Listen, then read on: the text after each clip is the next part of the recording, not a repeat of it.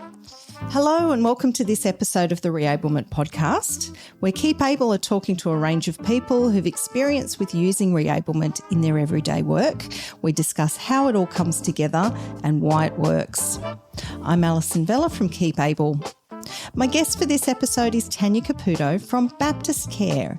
Tanya is a care service employee with 3 years' experience leading their social groups and also working across some other service types as well. Welcome, Tanya, and thanks for joining us again. Hi, Alison. Thank you so much for having me. It's so lovely to chat with you today. I'm really looking forward to it. Okay, so if you can firstly tell us a little bit about your role as a support worker with Baptist Care. Sure. So, Alison, I am a support worker with Baptist Care. As you said, I've been with our organisation for 3 years. I love what I do. I really do. I love visiting clients. So basically our role is to support our ageing population in their homes and in our social group settings here in the Central West. Great. So what sort of area? So Central West of New South Wales, isn't it? How far afield do you travel? So we do travel quite some distance. So we stretch right out through Bathurst, Lithgow, Cowra, Dubbo, right out through Mudgee, Warren, Coonamble, Parks, Orange, which is where I'm situated, and I left that till last. Oh, goodness. What are the CHSP services that you deliver? So we deliver domestic assistance services with CHSP, personal support, transports. So we often will take clients out and transport them to their appointments. Social support, so CHSP social support, that's individual as well as in our group setting. What are your strategies for using reablement with your clients? What do you find works really well?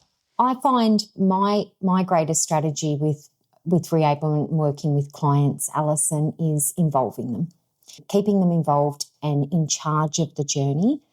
And I think it's the greatest way for the greatest overall outcome for the client. Fabulous. That sounds like a great way to approach it, which is good. So could you please give us an example of a reablement opportunity you had with a client through your social group activities? I can, Alison, yes, and I've got quite a few, but one that does really stand out to me. We had a client that was referred to us some time ago by our allied health team. He come onto our organisation with a short-term restorative care. He lives alone in a share home. So obviously it's a share home, but he lives alone. He chose not to leave his room. He had withdrew from the community completely and was experiencing some mental health issues. So on my first time meeting him, I went to his residence and had a conversation with him. At that time, he chose not to leave the room, and I respected that and I understood that. And I think that's really important that we do. And we had a conversation, and I was encouraging the social group outings at that time based around his interests. And I think that it was important to focus on his interests and goals, to find his interests and motivators, to exit his safe space of his room, to encourage social group participation, as the allied health team had said that extremely vital for him, which we completely understood that. He expressed to me at that time that he had an interest in photography and journaling. So through that conversation, we worked that out. I asked him at that time, would you like to help me with this newsletter that we're doing? And that opened him up. It was amazing just to see that like light bulb and he went, oh, can I do that? And I said, absolutely. It's not just can you do that, we would love you to do that. He was really eager to give that a try. At that time, we set out a date that he would join us for the first social group outing. Unfortunately, that first time he cancelled, and that was okay. That was completely okay. I went and had a visit with him and had another chat, and he expressed to me that he felt overwhelmed. Anxiety had overcome him on that morning, and that he just wasn't feeling that he could have done that. I acknowledged that he felt that way and reassured him that it's completely okay if he needed to cancel, which I think it's very, very important that he understood that. Looking at the steps of the process too is important, isn't it? So first step was getting him to even consider joining something and exiting that safe space. So he had considered it. So that sort of is like step one. Yes, that's right. Yes, and he had. That's right, Alison.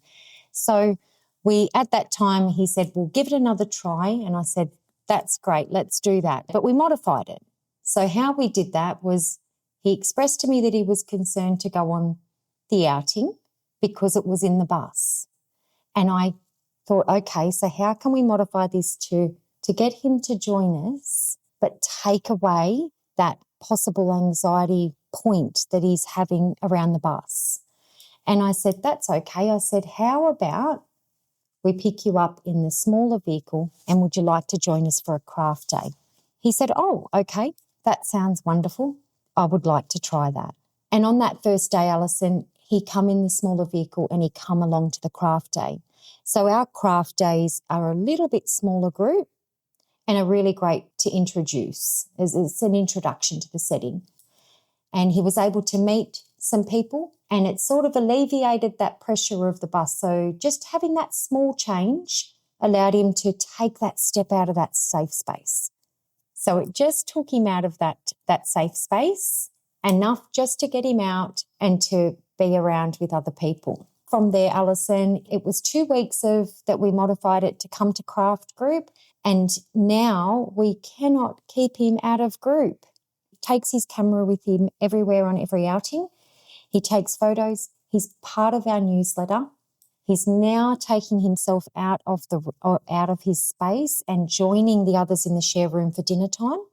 So far to date, he hasn't had any further medical interventions, which is brilliant. And we actually had some feedback from our allied team just recently, and it was actually really heartwarming. This person has made a complete 360. He's going great. He really is. He's made a lot of connections with others. So friendships, he has that purpose. He comes and he does the photography. He helps me with the newsletter, and he's got such a sense of humour. I mean, our newsletters are just great. I love that you tried different ways to approach it then as well, not just, he doesn't want to come. Open up a different idea, a different avenue. That was fantastic. And it is, Alison. And I mean, it's even down to when I first met him, he didn't like to wear shoes. And because he hadn't been out of his room for so long, there wasn't a need to wear shoes.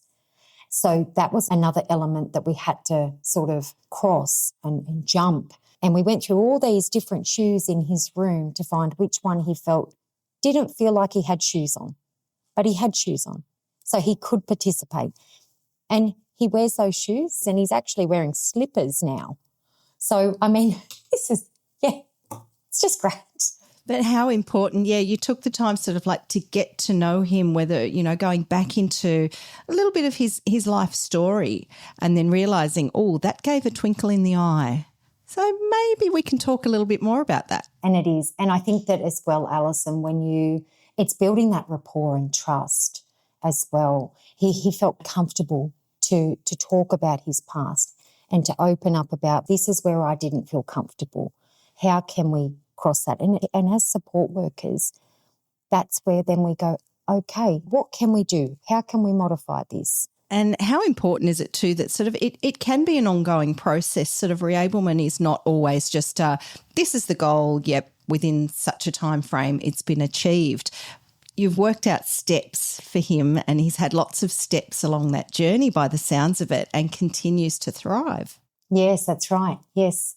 Oh, that is a great example of using reablement and social services. Thanks for sharing that, because we know social interactions are so good for somebody's well-being. It can work for their physical health as well as their mental health. It is. It's very true. I mean, going to a cafe with friends, even that. We have a little saying here at Baptist Care about that. Social group is better than broccoli. I love that. And it's that you can sit and eat a plate of broccoli on your own, in your own home, or you can go out and have a hamburger with friends. And the person that eats the hamburger with friends will be overall better in health-wise and well-being. And I love it. I'm actually getting it put up on our wall in our social group activity room. Do you face barriers sometimes when you can see the opportunity to use reablement, but there might be some resistance at first? Yes, we do, Alison. And I think it can be a challenge. And I think that it does happen quite a lot. Understanding that visiting someone that may have had a lot of care, either by family, friends, services, and then when you come in with that reablement focus, they may be used to not doing that. That motivation may not be there because it's always been done. And you have to be understanding to that. There are some challenges. And I think that how I support someone that may have resistance is by continuing to try. So as support workers, it's never too late to continue to try with someone. If I go in and see someone and I ask, would you like to help me fold the washing today? And they say, no, I'm just going to read my book here. Respecting that choice, but it's okay to respond in, of course, you can read your book, but please feel free. If you do want to help me, I would love you to join me. It's encouraging that, and continuing to try is the best way to overcome that resistance. Because one day they may very well just say, yes, I'll help you fold the washing. Continue to try as a support worker. Great tips there. I love that. Thank you. Is there anything particular from the Keep Able website that you found really helpful in your role? There is, Alison, yes. I found the 5 reablement strategies really helpful. They actually really stood out to me. I love how they presented, and it was really easy to read, but the content itself was extremely helpful. So, the build capacity, then there was the adapt the environment, to modify the task, assistive technology, and then provide information. And I can say that I have used each of those strategies in my practice when supporting someone in their home and in the social group setting as well. I think that number 1, the build capacity, Alison, is extremely helpful to care workers to know when we need to refer, because we are obviously the eyes and the ears in the industry. We see these people daily. We need to know when to refer. So that strategy there is really, really helpful. You've shared such wonderful insights and helpful information on how you use resources, etc. We'd like to encourage anybody to head to our website to look at our resources on keepable.com.au. Thank you so much for being here.